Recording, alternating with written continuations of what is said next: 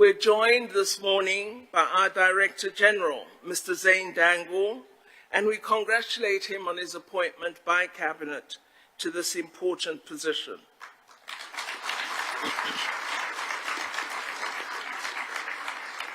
We welcome Mr. Dangle to DIRCO.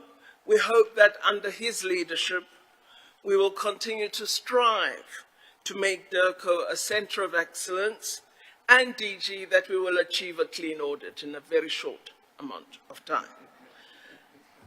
Colleagues, the 2 years of COVID restrictions has been an extremely difficult period, but our country, South Africa, and our leaders have once again illustrated resilience in the face of adversity.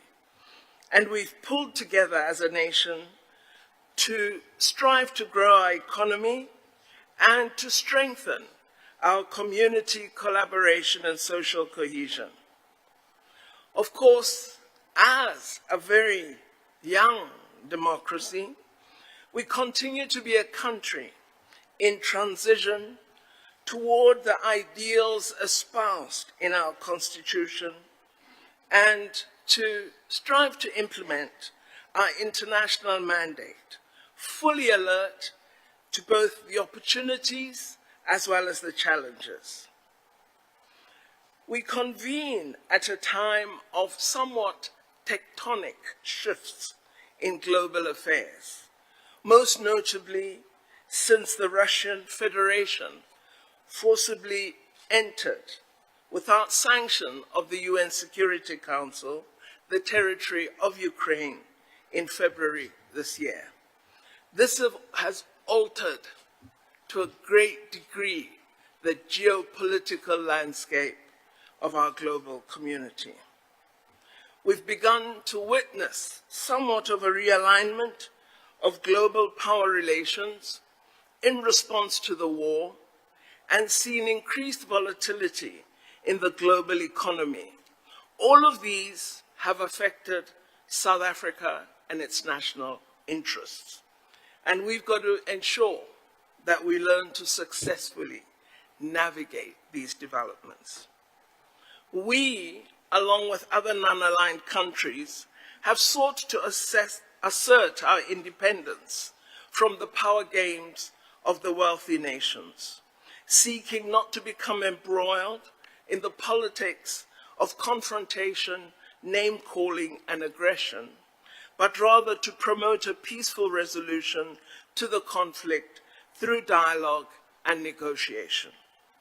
Exactly what we warned at the beginning of this war is happening, that there would be atrocities, that there would be death, that there would be destruction of infrastructure.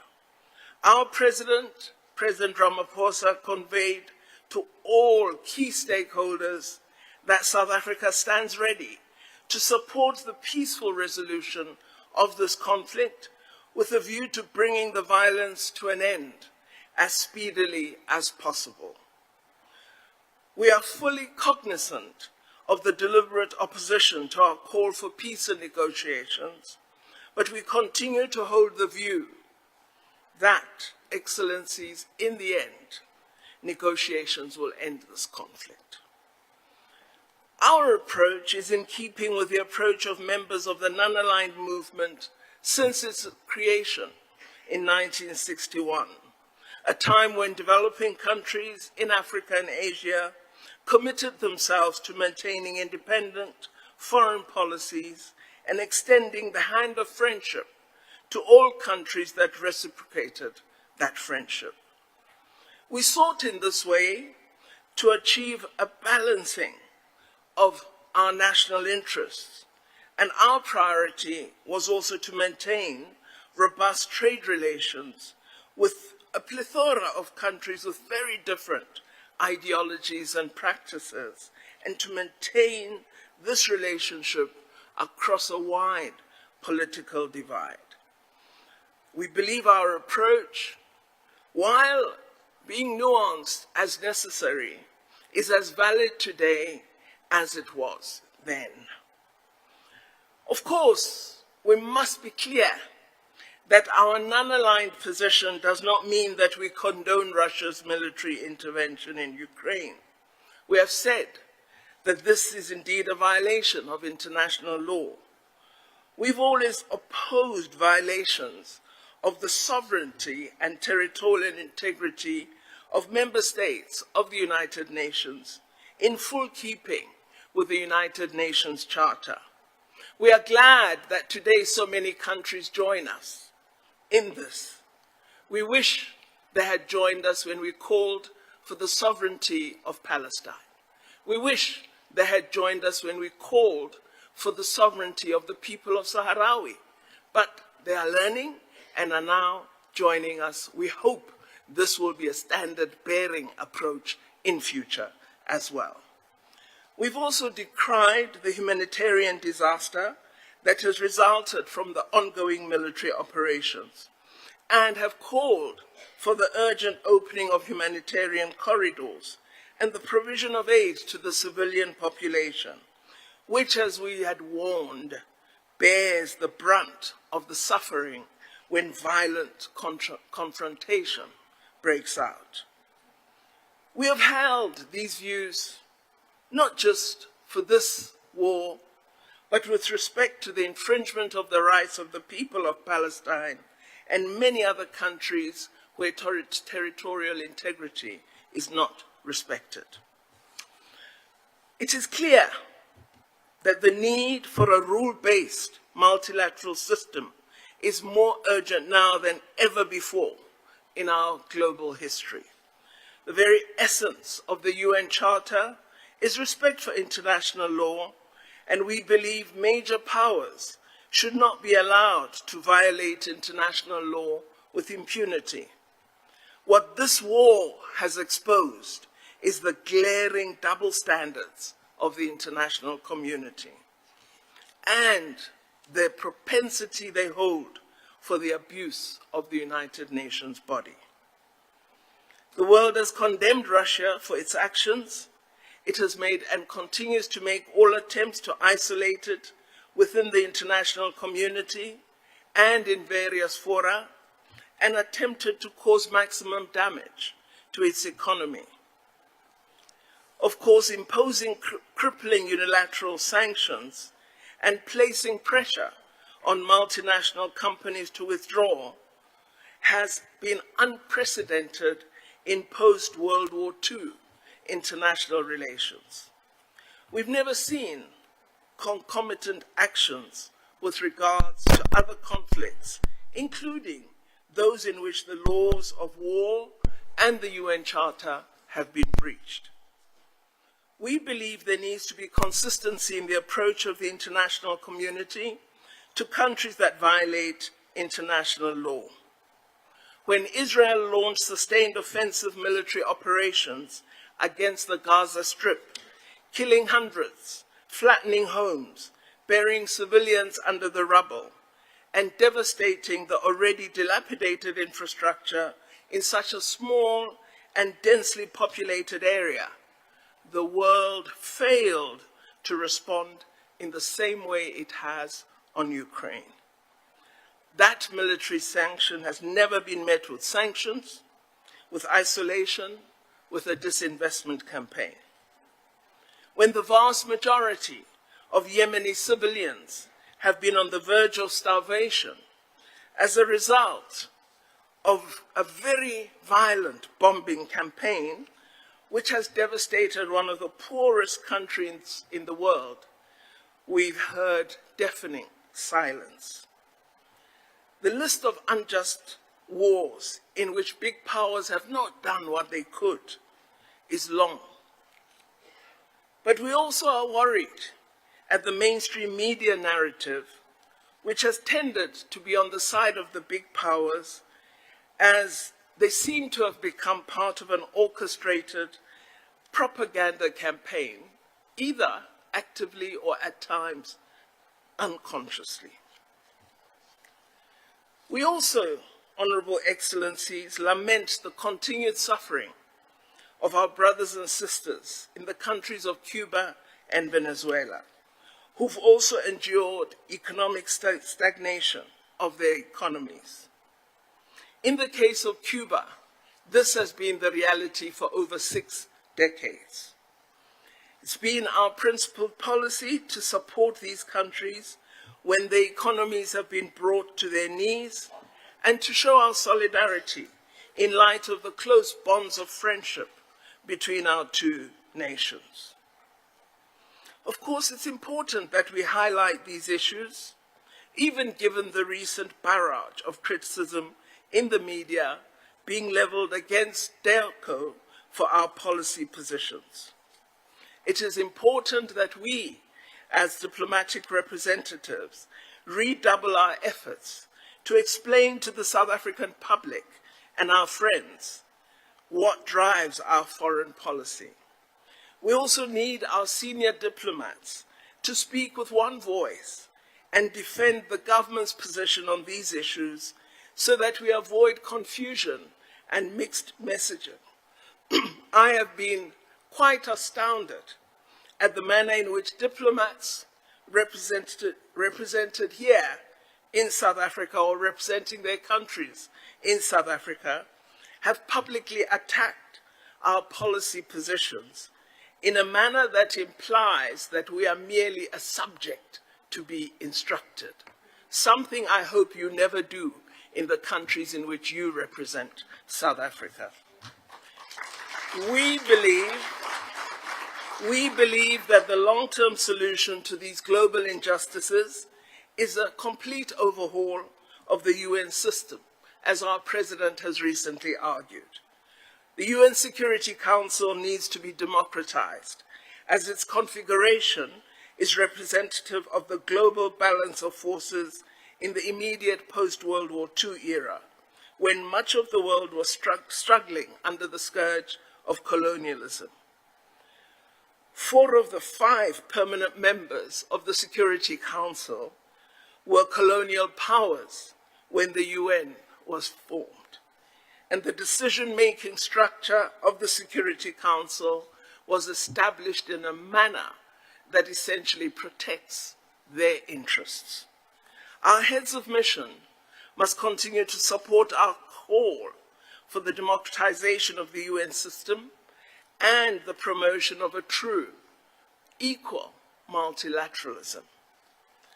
We will also work hard with you to ensure that the global preoccupation with the war in Ukraine and the shifting global power dynamics do not detract from the importance of the African agenda and the development imperatives of the global South. As I mentioned countries in conflict, I did not mention the suffering of our African brothers and sisters in the Sahel region. Starvation, displacement of an order that none of us are paying real attention to. We have to keep these issues at the center of the global agenda in multilateral fora.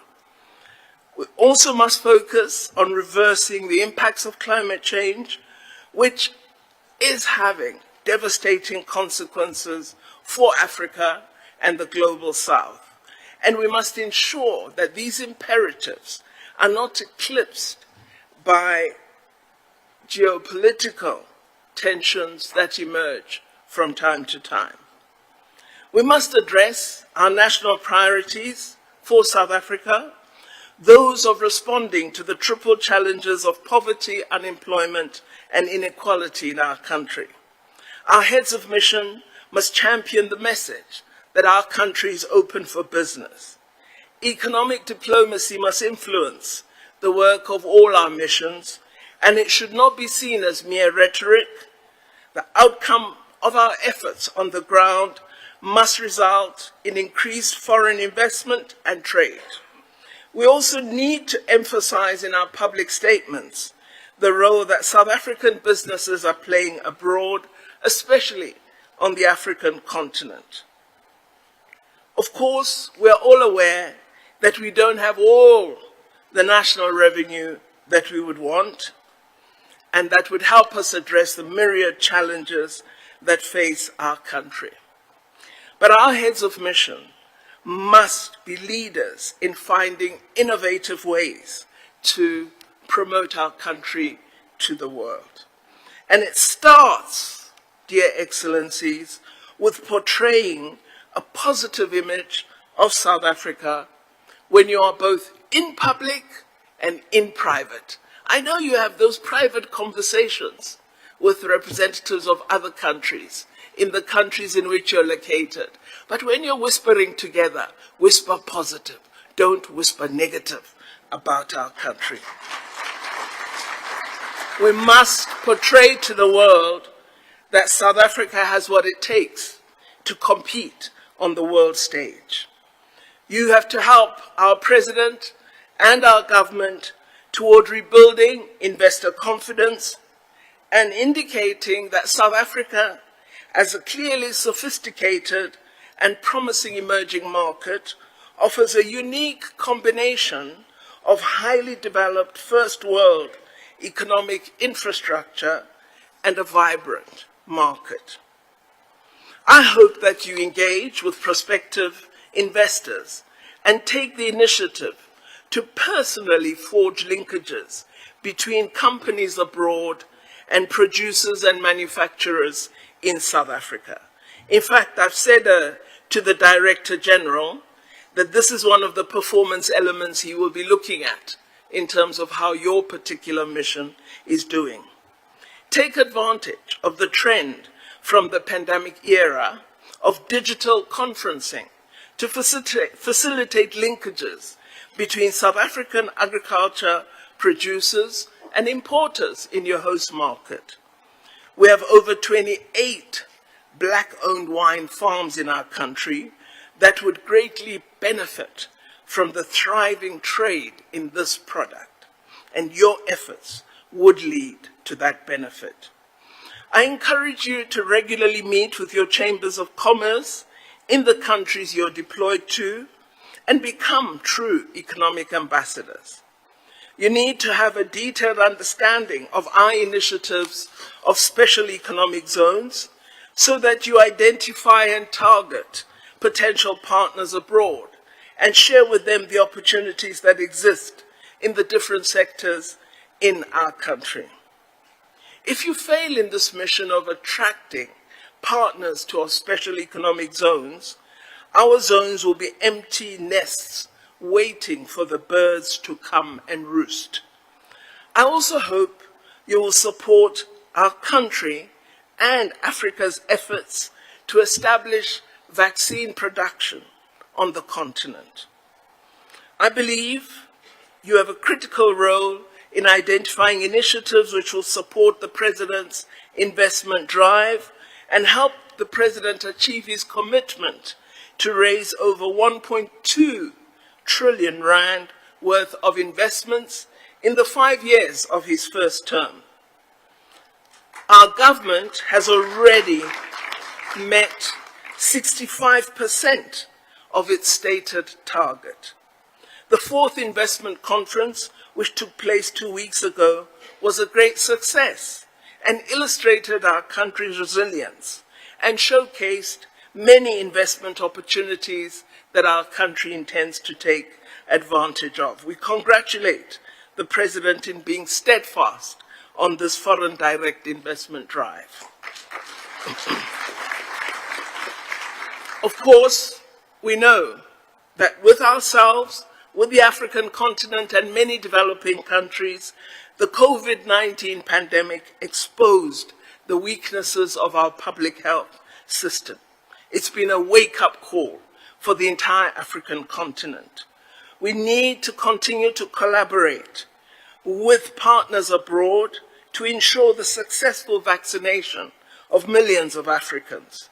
We need to invest more in strengthening our health infrastructure so that we are better prepared to deal with future health crises. We must forge ahead with plans to enhance Africa's vaccine production ability, as well as to do that thing, to train hundreds of thousands of South African PhDs so that we have full-time researchers who can make our ambition a reality. We have a long road ahead in terms of achieving equity in this domain. Our actions have to include a robust, thriving, excellence, higher education sector with ability in research and innovation. Our post-COVID agenda has to include economic recovery for the continent, for ourselves, and support for Africa's efforts. I don't need to say to you that our fortunes are inextricably linked to those of the continent. And so it is vital, as we do our work, that we champion Africa's development agenda, which will lead in the end to our own development and prosperity. We are very pleased that South Africa, led by our president as chair of the African Union, led to the beginning of trading of the African Continental Free Trade Area. Our companies in this country are poised to play a key role in taking up the opportunities these present for preferential access to other African markets. Of course, Africa is a key priority for us, but we have other cooperation partners that we must not neglect. Our trade with Europe, our trade with China, our trade with the United States must not diminish, must not be neglected. The strategic opportunities of shaping a refreshed, progressive global architecture through BRICS should not be undermined.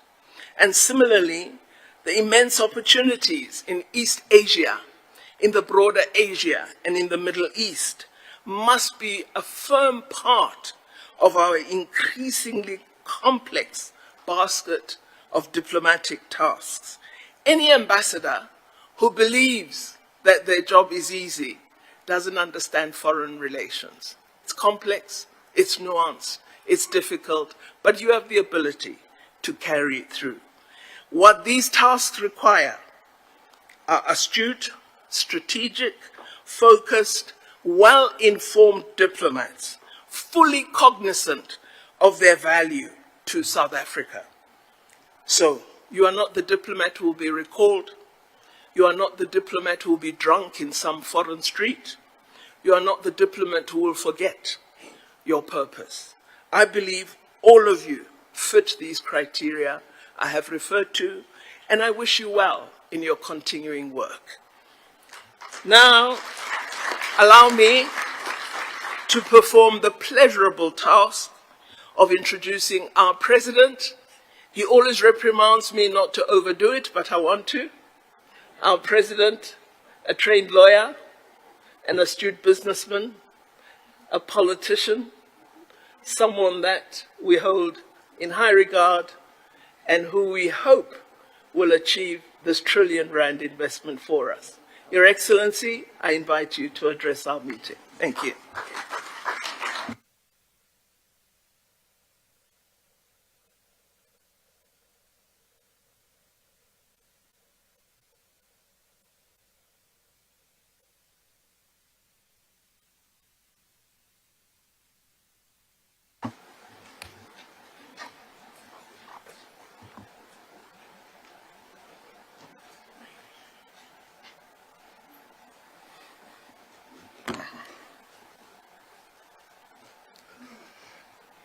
Thank you, Minister Naledi Pandor, and thank you also to the Program Director, Deputy Minister Alvin Botes, and to Deputy Minister Kenneth Mashir Dlamini, and Director General, newly minted DG of International Relations and Cooperation, Mr. Zain Dengo, ambassadors, your excellencies as ambassadors and high commissioners, consul generals, and all distinguished guests who are here.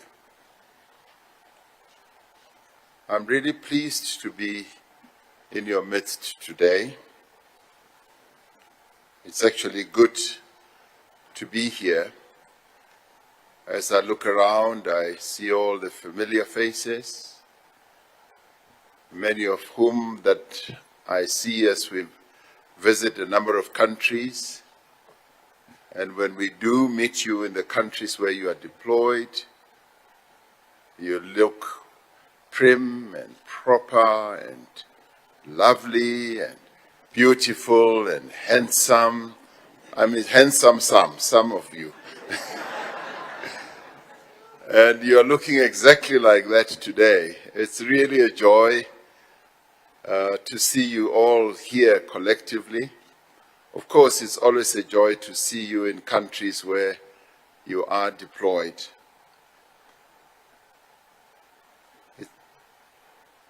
We meet at a time when the geopolitical architecture of the world is under great stress and faces huge challenges. And as representatives of our country, in the countries where you are deployed, you are essentially keen players and actors on the global stage where the foundations of world diplomacy are facing enormous shifts. So it does behove on you as our representatives to be absolutely clear on our foreign policy direction, and also to meet like this as we meet to discuss precisely those geopolitical shifts that the world is going through right now. The pandemic has upended national economies. It has also upended health systems and societal relations. It has also changed the diplomatic landscape, as we well know.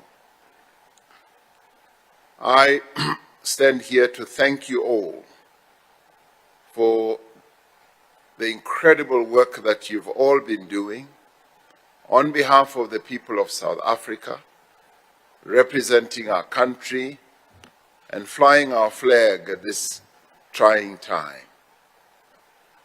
It is not upon you to give yourself a round of applause, but today I want you to do that.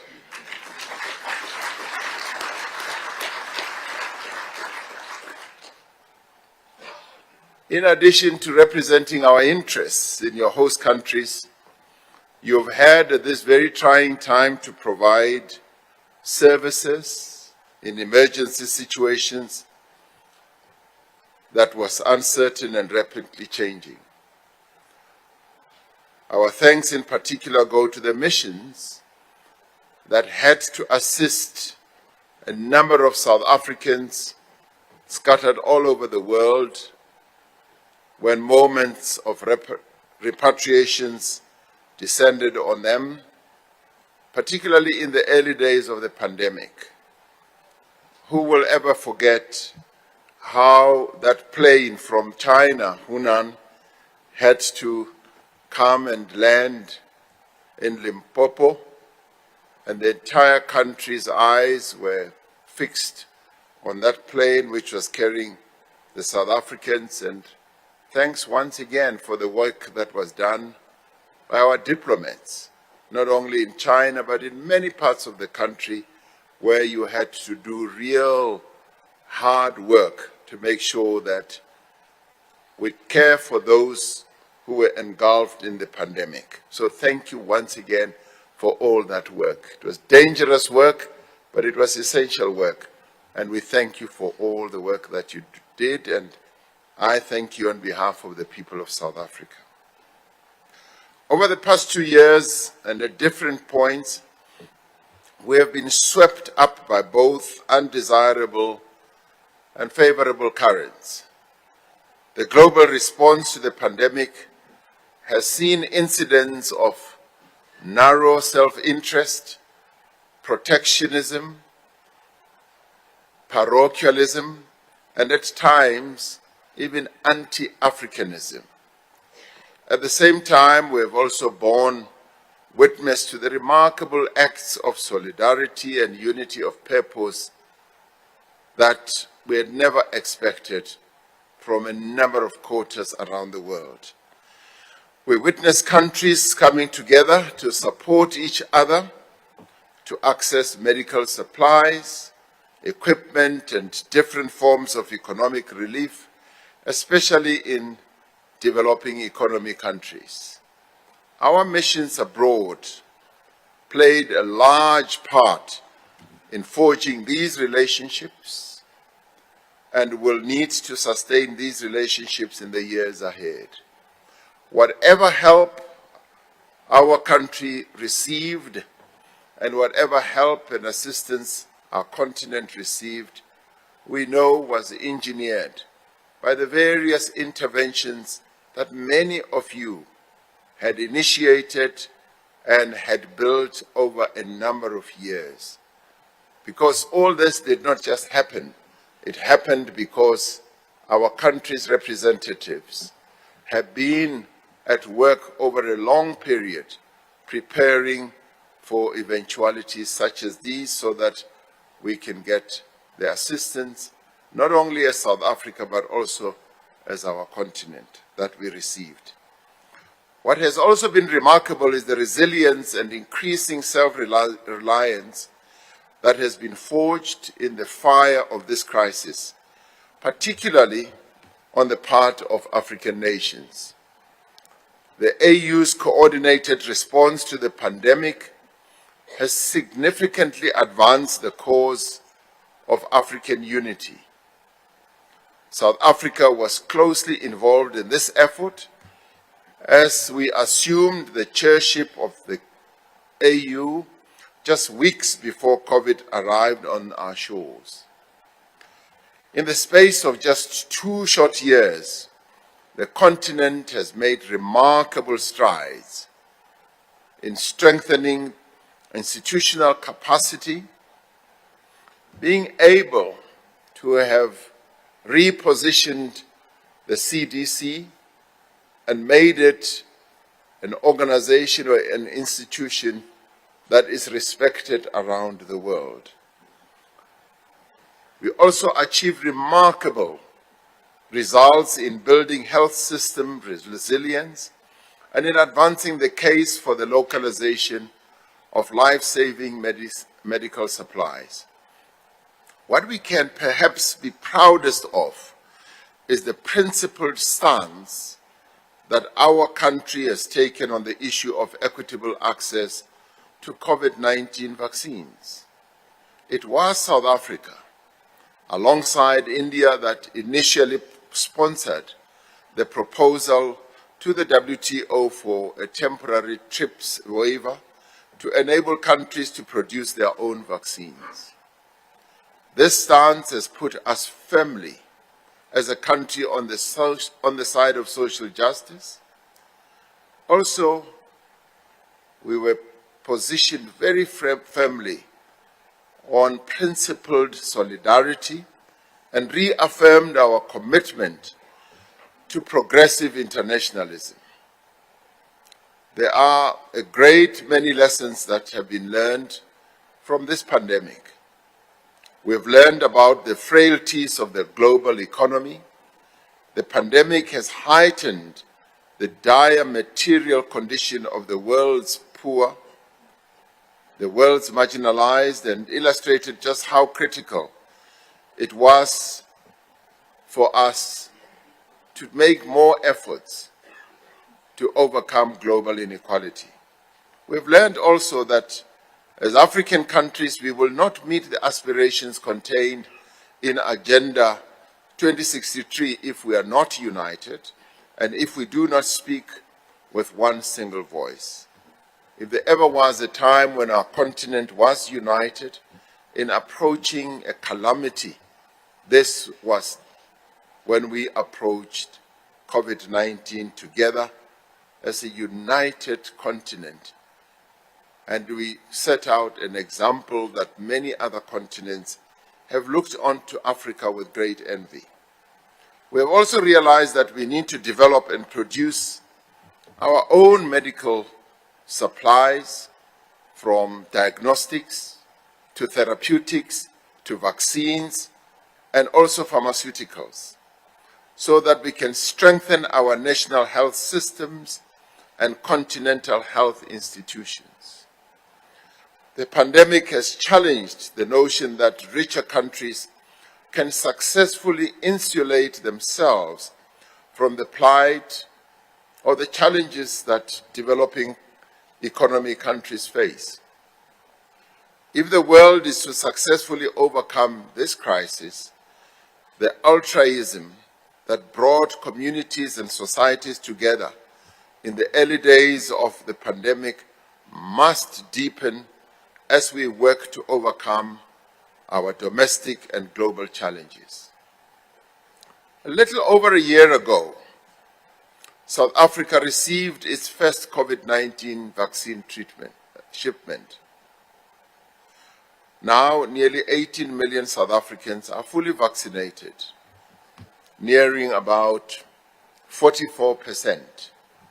We still yearn to reach the 70%. The first COVID-19 vaccine manufacturing plant in Africa is now producing vaccines in South Africa for the domestic as well as the international market. This has been a phenomenal achievement on the part of our country, which is recognized globally as well. Also right here in South Africa, the WHO mRNA Vaccine Technology Transfer Hub, one of 6 on the continent, is working on technology and skills transfer in the licensing of the mRNA vaccines with local producers. The progress that we have made since little over a year ago is a product, amongst other things, of determined diplomacy. It is a product that you also, as our representatives around the world, have contributed in ensuring that it is achieved.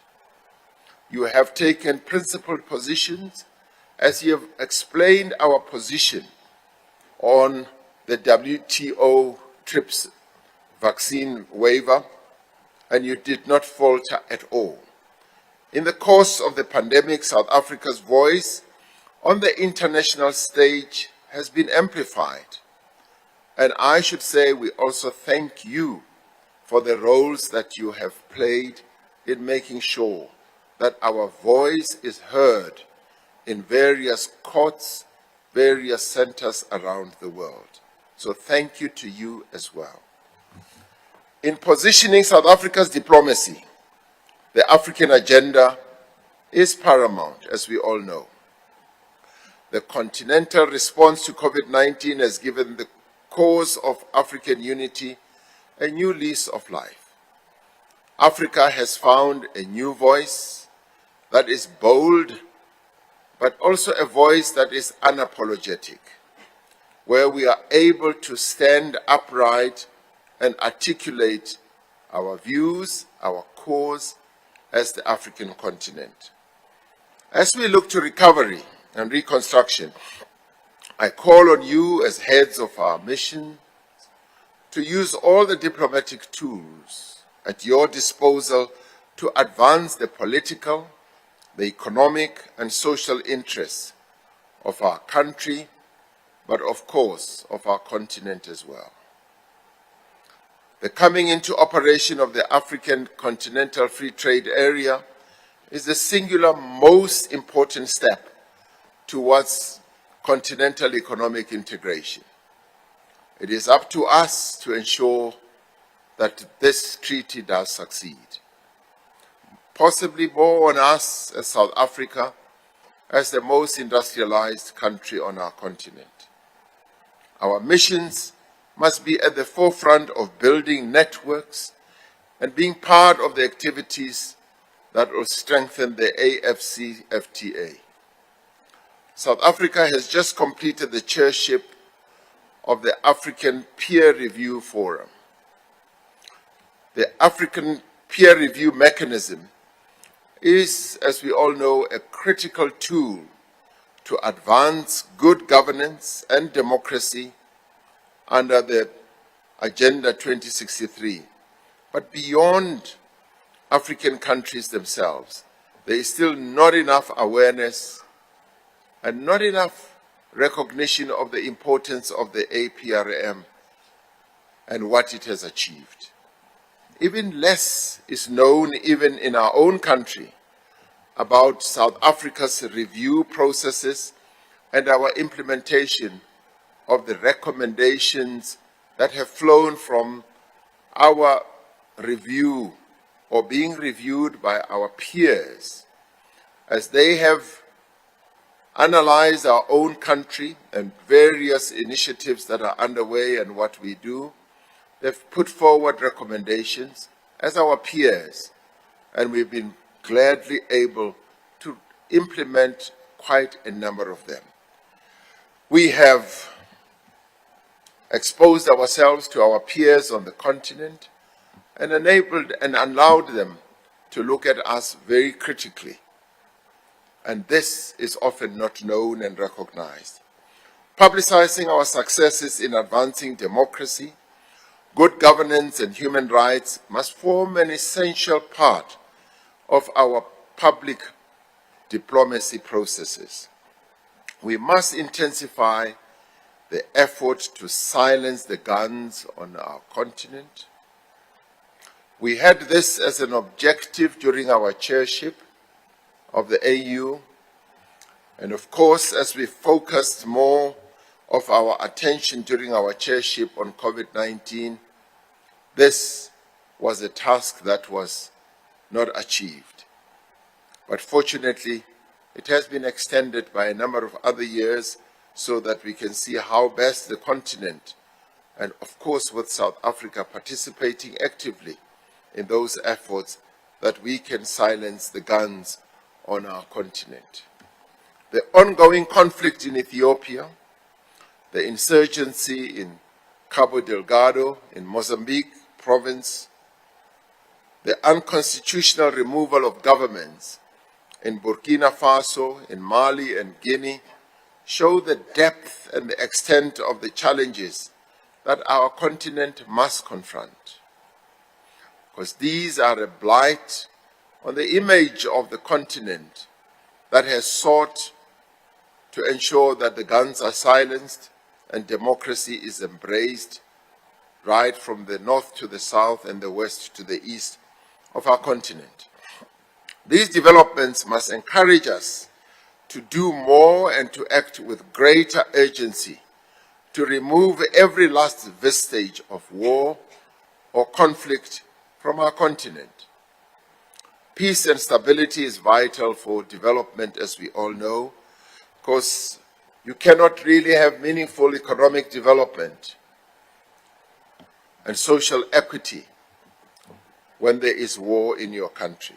As a country, our fortunes are inextricably linked and bound with the security and prosperity of our continent. The war in Ukraine has had an extraordinary impact on global affairs, and these developments will continue to define international relations into the future. These are part of the tectonic shifts that are taking place at the geopolitical level. The conflict has caused extensive destruction and immense human suffering. As a country, we are committed to the articles of the United Nations Charter, including the principle that all member states shall settle and should settle their disputes by peaceful means. As Minister Pandor stated, we've taken a very clear and firm principled position on this. We support the principle that members should refrain from the threat or use of force against the territorial integrity of other states. The conflict has exposed the inability of the United Nations Security Council to fulfill its mandate of maintaining international peace and security. The current formation of the United Nations Security Council, in our view as a continent, is outdated and unrepresentative, no doubt, because it disadvantages countries with developing economies, particularly our own continent. The entire peace and security architecture of the United Nations needs to be overhauled.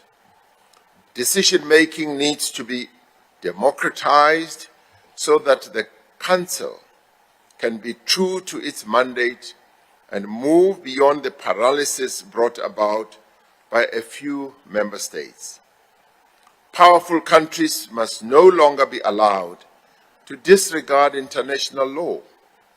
We need to curb the unilateral actions of these countries to shape global politics through aggression and coercive measures like the imposition of unilateral sanctions, for instance. In keeping with our strong commitment to the peaceful resolution of conflict, we have urged the parties to this conflict to pursue negotiated political solution.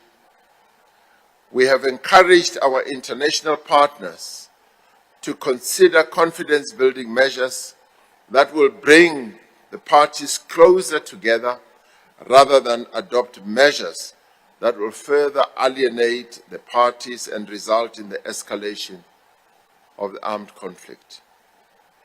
We are deeply concerned about the broader implications of the conflict in the Ukraine for the global economic recovery, also from COVID-19. This conflict has disrupted global supply chains. It has driven up the price of essential commodities and plunged the world into a new era of economic instability and uncertainty. Our continent is also affected negatively as a result of this conflict. Food and fuel prices are skyrocketing, affecting the livelihoods of many of the people on our continent. There is a need for us as Africa to develop a clear position on how we should respond to the consequences of this conflict. The AU needs to develop this clear position so that each of our countries, as we become affected, as we are, as South Africa, affected, it should be clear on how the continent should be handling the consequences of this conflict. The focus on the African agenda and resources committed to it have been diverted, and urgent global issues like climate change have been eclipsed by the rising global tensions. Our fundamental responsibility as a global community is to ensure that the human suffering that is unfolding in the Ukraine is brought to an end and that a sustainable and a just peace is achieved. As a global community, we have an equal responsibility to bring a decisive end to the human suffering that we see unfolding in a number of other parts of the world. In Yemen, in Palestine, in Libya, in Mali, in the Sahel region, in Somalia, in South Sudan, in Mozambique, in Ethiopia, and indeed in the Eastern DRC. We will continue our efforts to bring about peace in a number of these conflict zones. South Africa will continue to leverage its membership in multilateral fora to advance the cause of peace, because peace and the respect for human rights is the bedrock of our foreign policy. We will defend our non-aligned position and maintain an independent foreign policy as well. We will pursue our national interest as we pursue the common interests of our global humanity. We need to ensure that countries with developed economies honor their obligations to support developing economy countries in climate change mitigation and adaptation, as many developing economies were essentially not the cause for the climate change that the world is experiencing now.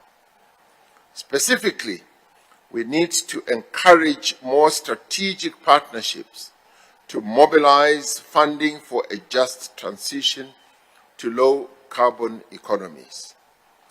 Now, as heads of missions, you are tasked with leading the drive to promote our country abroad. And Minister Pandor could not have said it any better. Because whatever you do, whatever you say, wherever you are, as our representatives, you should always remember that you are representing South Africa and the 60 million people that constitute our population. So it cannot be that you are representing yourself. You are representing the people of South Africa. And you act in the name of those people of this country. In this period of reconstruction and recovery, our foremost responsibility is, of course, to foster economic growth, but economic growth that will result in the creation of jobs. So we want you to be ambassadors, not just for our flag, but also for our economy. You need to seek out new ways to grow trade and attract investment into South Africa. And I must say, I've been really pleasantly encouraged as I travel to a number of those countries that I've visited, and I see how our high commissioners, how our ambassadors are so deeply immersed in the task of mobilizing investments for our country, talking to your counterparts as well as potential investors in the countries where you are deployed, articulating the great advantages of investing in South Africa. But I've also been so keenly impressed by the level of understanding that you have of the various sectors of our economy. Last night, I participated in the launch of a book, a handbook they call it, the Oxford Handbook of the South African Economy. I recommend it very highly for each one of you to get hold of this handbook. If it was Christmas already, I would have said each one of you will get a copy in your Christmas box. But I'm afraid it's not Christmas yet. But I do recommend that you should get a copy of this book because it outlines the structure of our economy, and it outlines also in a historical way where our economy has come from almost colonial times, but more apartheid times, right through the 27 years. And some of the initiatives that we have taken to turn our economy around, where we have succeeded and where we have not quite succeeded. And it addresses the challenges that our country faces, our economy faces. I recommend it because as you, many of you and nearly all of you have demonstrated your keen knowledge of our economy, as well as how you continue to mobilize for investments. This is the type of book that you should have on your bookshelf. Yes, a number of you come up with initiatives, interventions that are interesting as you talk to various investors in the countries where you are. You need to pave the way for outbound investment into existing and new markets. We count on you to market abroad the immense opportunities that exist in the South African economy, The Economic Reconstruction and Recovery Plan is our roadmap, and each of you have an essential role to play in its implementation and in its articulation as well. In the State of the Nation address in February, I provided an update to the country on our progress in implementing the ERRP, as we call it, but also in articulating our plans for the future. Our missions need to provide progress updates on structural reform, our infrastructure build program, our immigration reform, and new investments in all their engagements. And I'm glad to know that many of you do that already. We need to be briefing potential investors on the progress that we are making. I saw that during the investment conference, how investors are interested in the progress that we are making on our reform project. We should, for example, refer to the 4th South African Investment Conference, which was held just about 2 weeks ago, which resulted in some 332 billion rand in new investment pledges. We should report that we have now reached not 65%, Minister Pandor, which I heard you say, that we have reached 95% of the 1.3 trillion rand target we set. Some heads of mission have taken the initiative in recent years to bring business delegations to our investment conferences and to our tourism and mining indabas, film festivals and aerospace shows.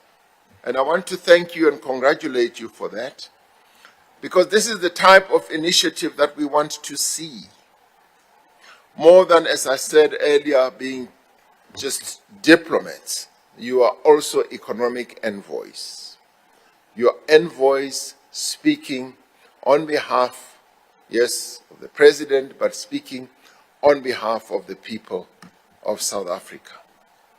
I'd like that to be prominent in your mind, because with the economic challenges that the world is facing now, economic diplomacy is what is often prominent for many countries. And I have seen this very, very keenly as I've interacted with a number of heads of government. We talk politics for a little while, but most of the interactions are on promoting the economic development in our various countries, and this is what we need to focus on. And one other aspect which I'd like to talk about is how, as we visit the countries where you are, we should, in the course of either a state visit or a binational, we should have economic forums or investment forums with the various business people in those countries, as well as bring business people from our country. Now, most of the work in the end has to be done by yourselves. As you mobilize the local business people and interest them in investing in South Africa, but also interacting with our various departments here, DTI, DERCO, and a number of others, to mobilize business people who will travel with us. We found, as we visited West Africa towards the end of last year, that indeed a number of even emerging black business people came on the trip, and what flowed out of that trip or the visit to those 4 countries were business opportunities that a number of them were able to speak about. So essentially, you should see yourselves as economic envoys on behalf of your country, and that is why economic diplomacy has become so prominent and must become so prominent in the work that you do. Our heads of mission should look at the needs of our various provinces as well, and understand the type of industries that we need to help lift people out of poverty. I have challenged our provinces, and I've said to all of them that they should prepare their investment books. Because as we travel around in some countries, they often say, what opportunities exist in your country? Now, provinces have started doing that, and a number of them have concluded their investment books, which you should have.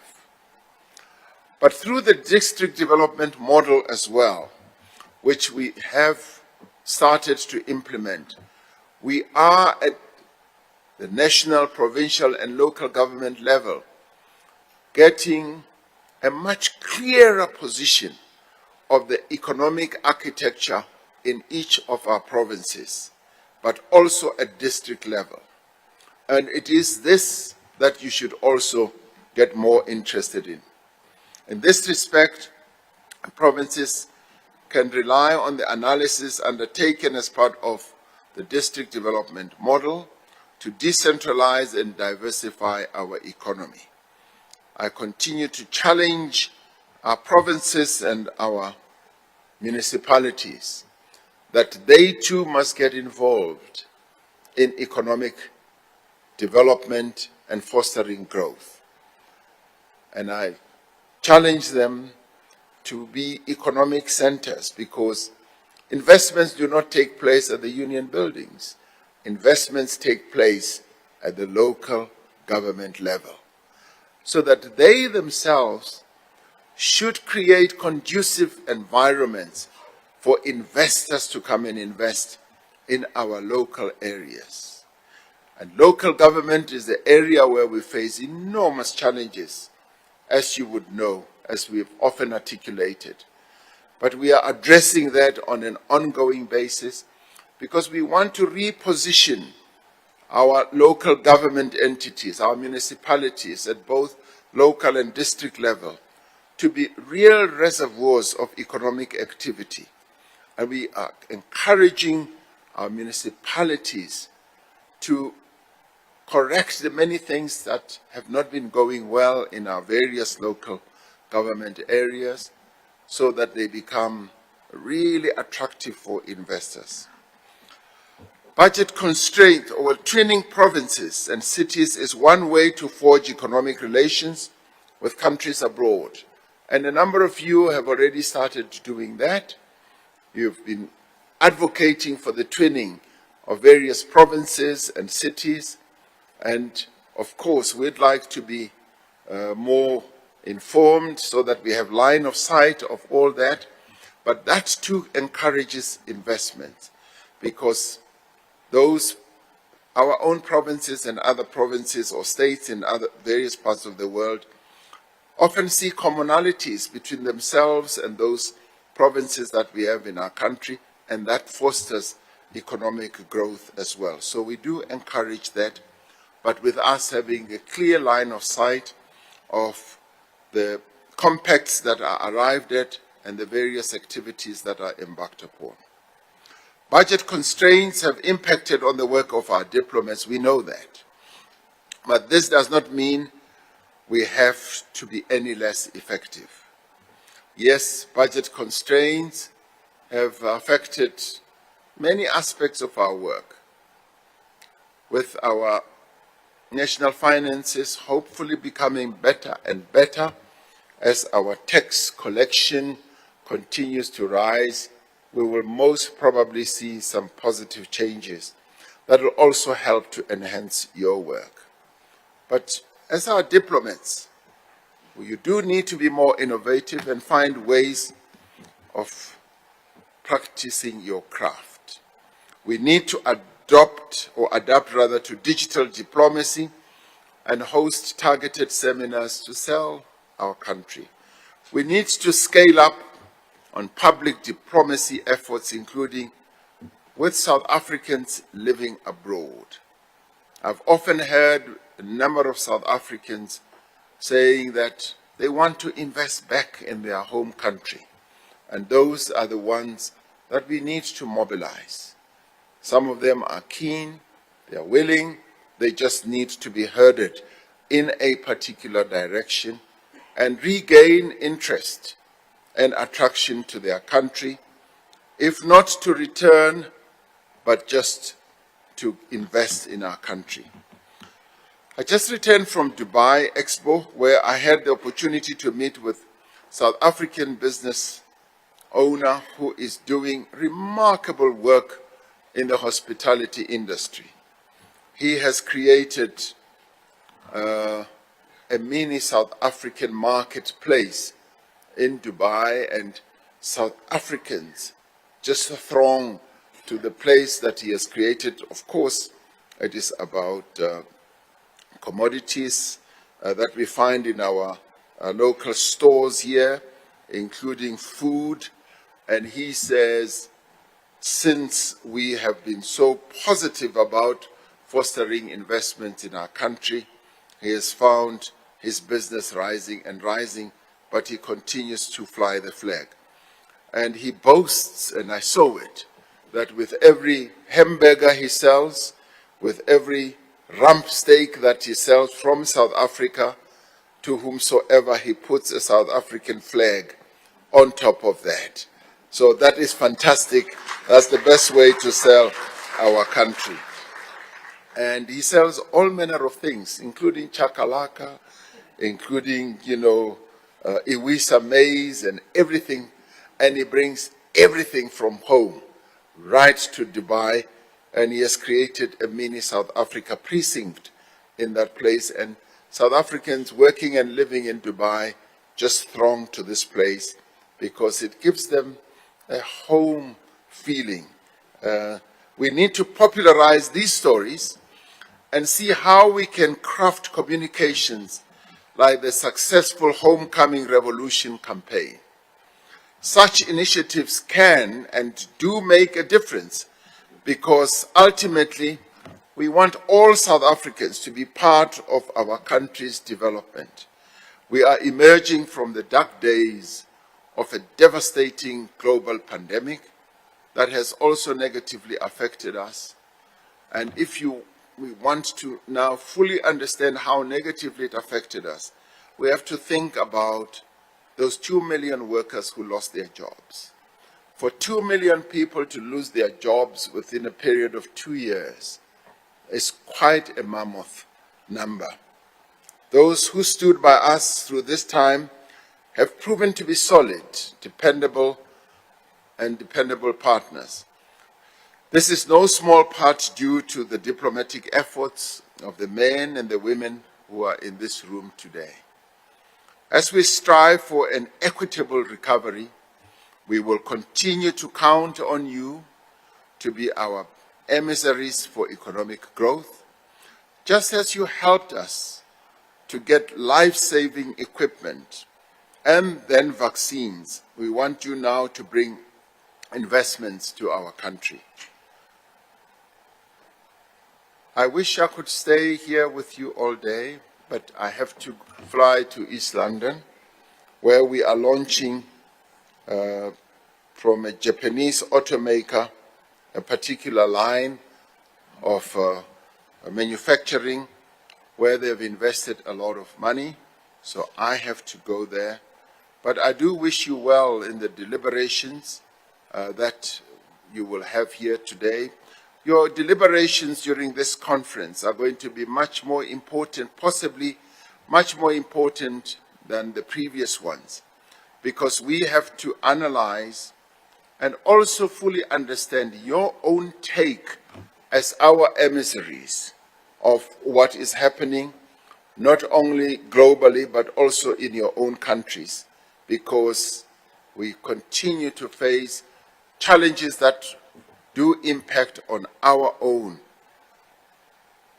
foreign policy. I urge you to continue to serve your country with pride and to make our foreign missions centers of excellence. Continue with your most urgent task of continuing to build a better South Africa and realizing a better Africa, and in the end, a better world, notwithstanding the challenges that the world continues to face right now. Remember that you are South Africans and you are the best that we have deployed to various parts of the world. Thank you very much.